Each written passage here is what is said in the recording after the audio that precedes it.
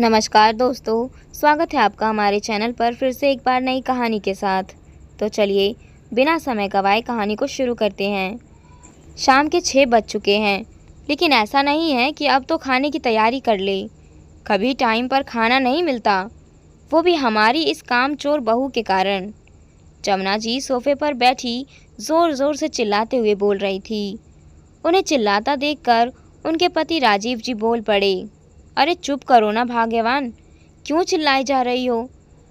लगी तो है बहू काम में, सुबह से एक पल भी चैन से नहीं बैठी है, और तुम हो कि उसे ही सुनाई जा रही हो। चिल्लाने की जगह तुम कुछ मदद करा दो। क्यों जी, बहू के होते हुए मैं क्यों काम करूँगी भला? उसे क्या इस घर में बिठाकर पूजा करने के लिए लाए हो, जो उसकी तरफदारी कर रहे हो?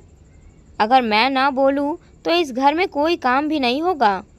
जमुना जी राजीव जी को 2 बातें सुनाते हुए बोली, तुम जानो और तुम्हारी लीला जाने, मुझे तो माफ़ ही करो, पर कम से कम घर में शांति तो रखो। घर में इतने लोग मौजूद हैं, अच्छा लगता है क्या तुम्हारा यूँ चिल्लाना?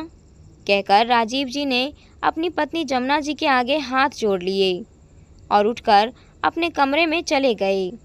लेकिन जमुना जी ने अपना चिल्लाना बदस्तूर जारी रखा। अरे ओ बड़ी बहू, कहाँ रह गई? कान में रुई डालकर बैठी है क्या, जो मेरे चिल्लाने की आवाज़ तेरे कानों तक नहीं पहुँच रही? खाने की तैयारी कब करेगी? इतने में गीता अपने पल्लू से हाथों को साफ करती हुई रसोई से बाहर निकल कर आई और जमुना जी से बोली, जी माँ जी कहिए। क्या कहिए? कब से आवाज़ लगा रही हूँ तुझे, सुनाई नहीं दे रहा था क्या? अरे खाने की कोई तैयारी है भी या नहीं? अभी बाकी सब लोग भी घर पर आ जाएंगे, तुम्हें पता है ना, सब लोग घर का ही खाना खाते हैं। जी माँ जी, कर तो रही हूँ, अब अकेली ही लगी हूँ। टाइम तो लगता ही है। टाइम तो लगता ही है से क्या मतलब है? हर बार का तमाशा है, जब भी घर पर मेहमान आते हैं खाना कभी टाइम पर नहीं बनता। अपने ननद और देवर के परिवार को देखकर तो बिल्कुल खुशी नहीं होती। बड़बड़ाती हुई जमुना जी सोफे पर से उठी और पूजा घर में जाकर शाम की दिया बत्ती करने लगी। वहाँ दीप प्रज्वलित करके उन्होंने गीता को आवाज़ लगाई, बहू मैंने दिया बाती कर दी है, अब तेरे ससुर जी को तो खाना परोस दे, ताकि वो तो शाम की दवाई ले सके। तब तक तेरे देवर देवरानी और ननद नंदोई भी घूम फिर कर आते ही होंगे। गीता फटाफट रसोई में ससुर जी के लिए रोटियां सेकने लग गई। थाली लगाकर ससुर जी को अभी खाना परोसा ही था कि इतने में देवर मोहित, देवरानी नेहा, ननद पारुल और नंदोई संजय जी आ गए, जिन्हें देखकर जमुना जी बड़ी खुश हुई। सब लोग आकर जमुना जी के पास ही बैठ गए और बातें करने लगे। इतने में गीता राजीव जी को रोटी परोसने के लिए बाहर आई तो जमुना जी बोली, बड़ी बहू ज़रा इन लोगों के लिए पानी तो ले आ, अभी अभी बाहर से आए हैं तो प्यास तो लगी ही होगी। गीता रसोई में पानी लेने चली गई। ट्रे में सबके लिए पानी लेकर बाहर आई तो मोहित ने पूछा, भाभी आज खाने में क्या बनाया है? भैया दाल चावल, आलू मटर की सूखी सब्ज़ी, वेजिटेबल रायता बनाया है, बस अब रोटियां ही सेक रही हूँ। आप लोग भी थोड़ी देर में बैठ जाना। क्या भाभी, खाने में कुछ मीठा नहीं बनाया? इतने में ननद पारुल भी बोली, हाँ इतनी समझ हो तब ना, कब से कह रही हूँ इसे कि खाना तो टाइम से बना दे, लेकिन नहीं, हाथ पैर तो हिलते ही नहीं है इसके। ऐशो आराम की ज़िंदगी की आदत हो गई है, कोई काम पूरा ठीक से किया है इसने आज तक? अचानक जमुना जी बीच में ही बोली। ये सुनकर नेहा और पारुल मुस्कुरा दी। उनकी ये मुस्कुराहट किसी तीर की तरह जाकर गीता के सीने पर लगी। क्या भला घर में हंगामा करना। रसोई में आकर उसने रोटी बनाना जारी रखा तो जमुना जी बाहर से चिल्लाती हुई बोली, अब खाना परोसने में तो 1 घंटा ही लगेगा, रोटी बना बना करके क्या इकट्ठी करनी है? इतनी अकल तो खुद की इस्तेमाल कर ले कि साथ के साथ उन्हें परोस भी दे। गीता को बुरा लग रहा था, हर बात पर जमुना जी उसे नीचा ही दिखा रही थी, वो भी देवर देवरानी और ननद नंदोई के सामने, जो उम्र में और पद में दोनों में ही उनसे छोटे थे। देवर देवरानी की नौकरी बाहर होने के कारण वो लोग सिर्फ कुछ दिनों के लिए यहाँ पर आते थे। इस कारण वो दोनों जमुना जी के लाडले थे, जबकि बड़े बेटा बहू यहीं उनके पास ही रहते थे। लेकिन बड़ी बहू की तो बिल्कुल भी कद्र नहीं थी। जमुना जी की आदत थी कि वो कभी अपनी छोटी बहू या अपनी बेटी से काम नहीं करवाती थी। उनका मानना था कि ये लोग तो बाहर से हैं, कभी कभार थोड़े दिन के लिए आते हैं, तो उनसे क्यों काम करवाए। पर गीता का काम तो बढ़ जाता था ना, उसे भी तो मदद की ज़रूरत होती थी।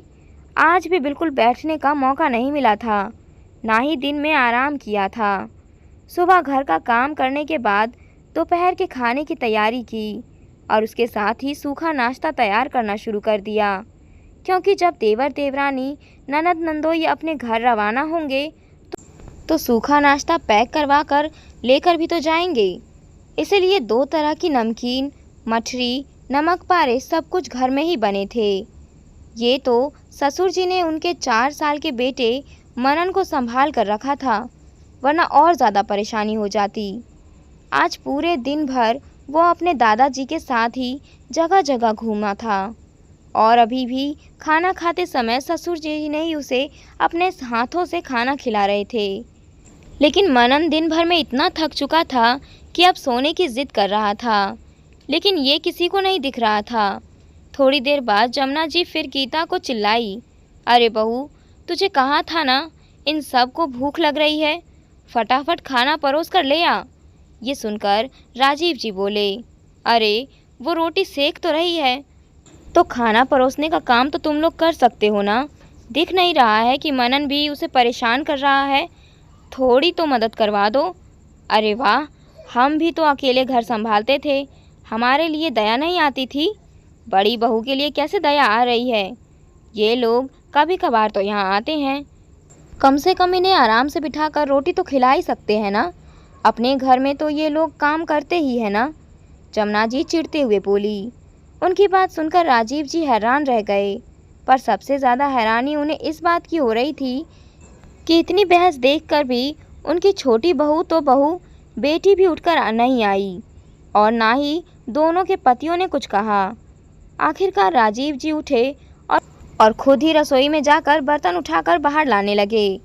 यह देखकर गीता ने कहा, पापा जी आप बैठिए, बस मैं अभी खाना परोस रही हूँ। बस थोड़ी सी रोटी सिक जाए, ताकि सब लोग एक साथ बैठेंगे तो फिर कम ना पड़ जाए, इसीलिए रुकी थी।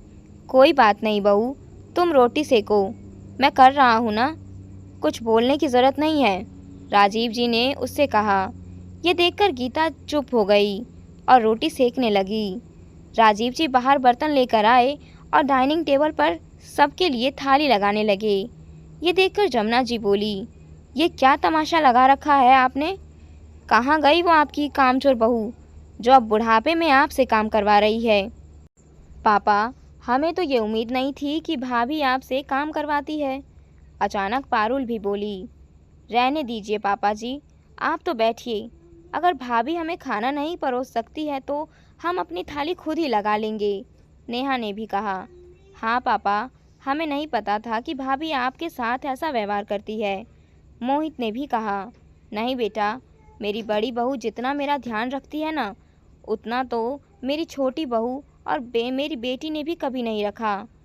पर क्या है ना कि मेरी बड़ी बहू सुबह से काम में लगी हुई है, उसका छोटा बच्चा भी है जो उसे परेशान कर रहा है, पर ये सबकी सास को नहीं दिखता, पर मुझे तो दिख ही रहा है।